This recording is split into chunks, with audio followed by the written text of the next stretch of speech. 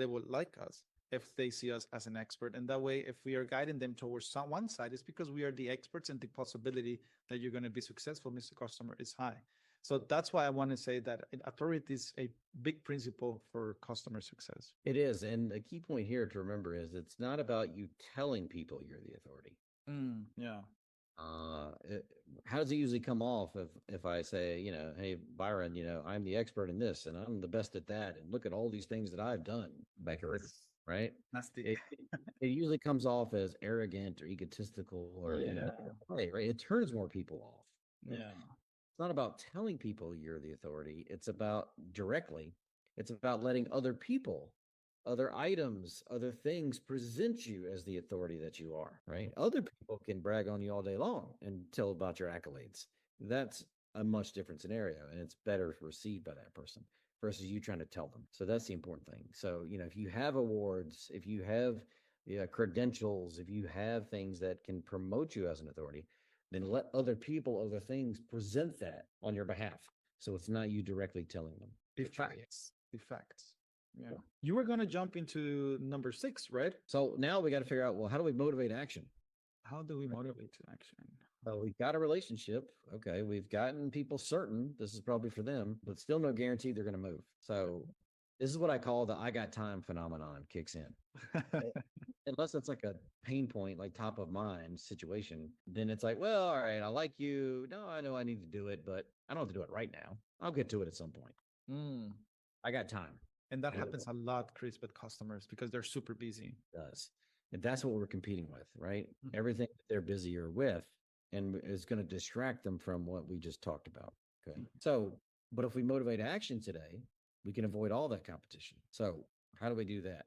Well, the next principle, and to me, probably the most powerful of the bunch, is consistency. So this is the commitment principle. This was the root cause behind the majority of the problems I saw in my practices when I sold my 2 best ones and I took over the 2 worst ones. So the principle basically, in its simplest, says when people make a commitment, they do. They follow through with that commitment and do what they said they were going to do. But if we think about this, that's what consistency is. And why do they do that? Well, there's this external influence on them to be consistent and do what they say they're going to do. And there's some internal influence on them to be consistent and do what they say they're going to do. Why is that? You have to think about the opposite of the word consistent. What do we call people who are inconsistent in their thoughts, actions, and beliefs? Who don't routinely do what they say they're going to do? Is there any positive word to describe that person? No, right? We call them flakes, flip-floppers, wishy-washy. But a big we call those people liars, okay? So that's the external social influence. We don't want others to perceive us as being lying and inconsistent with our thoughts, actions, and beliefs. So we do. At the same time, we don't want to view ourselves internally as being like that, as liars and inconsistent in our. So it's actually one of the few principles that has a dual source of influence on you, external and internal. So if you get people to commit, it motivates action, and they do. But the challenge I realized is, well, that's my problem. They're not doing, therefore I'm not getting the commitment. Yeah. How do you get the commitment? That's the secret, right? Get better commitments, you'll see better outcomes in your customers moving forward. And would you say that taking them to make small steps will be a good start? I did research with articles from Dr. Robert Cialdini, and it says that on this one, consistency, it's what you said exactly, belief and values, external and internal, but also the way to start to make that trigger will be with small steps towards something. And that's where in customer success, when we have our meetings with our customers, let's call it QBRs or call it impactful meetings or give it a title, it's always about, okay, let's create the next milestones for the next quarter.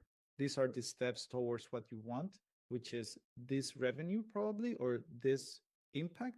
In my end, I want you to renew. So making those small steps, I think is going to trigger that. What do you think about that? Yeah, definitely. And one of the best ways to get commitments out of people is to ask commitment style questions, right? Okay. For instance, like if you're trying to ask a customer to renew, you could be interviewing them and say, hey, tell me about your experience this year. Has it been a great experience? Yes. Okay. Have you seen value using our service above and beyond what you paid for? Yes. Okay, great. Right. Do you see yourself working with us moving forward? Yes. Okay. Well, then here's what you got to do to renew.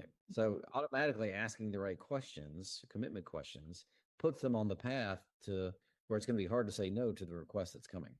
Yeah, and it gives you the time to prepare as well for that conversation.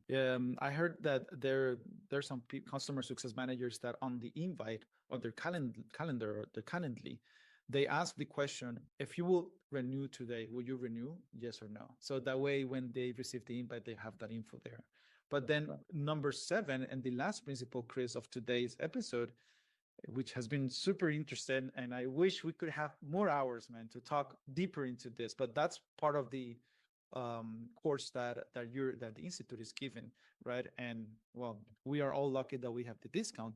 But the last one is making people more attractive to things that are limited, things that are just available. And I think that this one is easy also to take to the manipulation side, because I can say, hey, I have 5 glasses in stock when I really have 100. So can you go deeper into this one? Yeah. So the last principle, of course, is called scarcity. And scarcity, by definition, is about resources. Mhm. Okay. So if resources are truly dwindling, running out, or about to disappear, then that uber motivates you to want that thing more and do more to get it, even if you didn't want it to start with. Okay. So we're talking about FOMO, fear of missing out. FOMO is built off the scarcity principle. It's at its core. Okay. Oh, that is Um, okay. Okay, it's kind of the manipulation side as well, right? Like it go towards that side. when it's not true, of course, right? So, for instance, if if during COVID, right, and when people were staying in their homes, and there was this idea that they weren't going to be able to get out much to do their normal shopping and whatever, then there was a run on the grocery stores, and toilet paper could not be found. Right, toilet paper became the scarce resource, and people, but because people wanted it more, and if you think, or maybe you're an economist and you've heard of supply and demand. Well, scarcity is behind that, right? If there's a high demand and less supply, people pay more, right? They want to get it. Yeah. If you think about Black Friday here in the United States, right? How can you go from a day of Thanksgiving and people loving each other to the next day, they'll literally kill each other over $10 TV? Why? Because there's only 2 of those TVs, right? And they want it now more than the other 10 people that are after the thing. So scarcity is a powerful motivator and can cause some abnormal behaviors as a result. But I mean, if you think about it, this goes back to this evolutionary pull again. For those of you listening and or watching this, right? If the oxygen was running out of your room right now in this moment, how many of you would prefer to know before it runs out versus when it runs out? Easy, yeah. Right? You want to know before, because what's that going to motivate you to do? Oh crap! I got out here and go find some air. Okay. So the pull from scarcity, the fear comes from losing a resource that could be life or death for us. That's really, but our lizard brain through time has not been able to discern true life or death resources running out with mundane everyday things potentially that could be an inconvenience in this moment that's running out. The pull is the same, right? And that's why it's a very powerful tool to motivate. Here's the way I recommend it, right? Let's say you're going to do a special, okay? $500 off as an example. Don't just limit the time and say for a limited time, okay? Well, at a minimum, you should limit the time versus just having it available whenever. But instead of just limiting the time, why don't you say, how about only 2 $500 specials remain? Ooh. Get yours before somebody else does. Mm-hmm.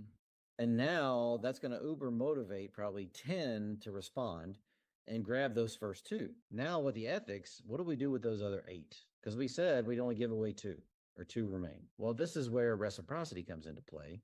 And there's a part of reciprocity we call a concession.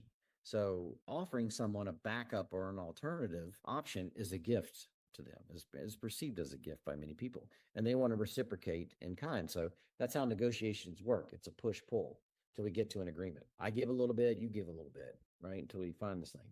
So what if all right, maybe you only had 2 $500 gift cards to give out to people, but what if I also create $100 gift card? How many of those could I give away? Only one. As many as I wanted, because I didn't say I'd limit. I said only 2 $500 gift cards remain. So after the first 2, grab that person number 2 or 3, 4, 5, 6, 7, 8, 9, 10. You tell them, hey, I'm sorry that we gave away the last two of those $500 gift cards, but I have a $100 gift card here that you could use towards this purchase. Would that work for you? Oh, yes. Thank you so much. Hey, my pleasure. Right. And how many of those 100s can I give away?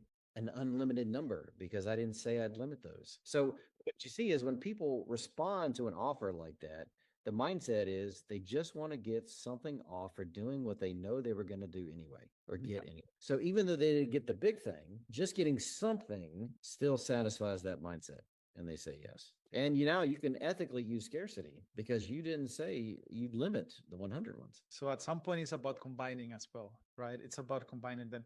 This is so interesting. People hearing this or seeing us on YouTube, I do tell you that go to the description. There's the link with an amazing discount that once you're going to see it, you're going to see that I'm not kidding. And it's there. That was today's CSM Quick Lesson. For the full conversation and more practical tips, just go and check out today's episode description where you will have the link to the full conversation. Remember to hit follow, also follow us in the social media, and you can also go and check out our new website. Remember, keep learning, keep growing, and let's keep improving the world of customer success. Until next time.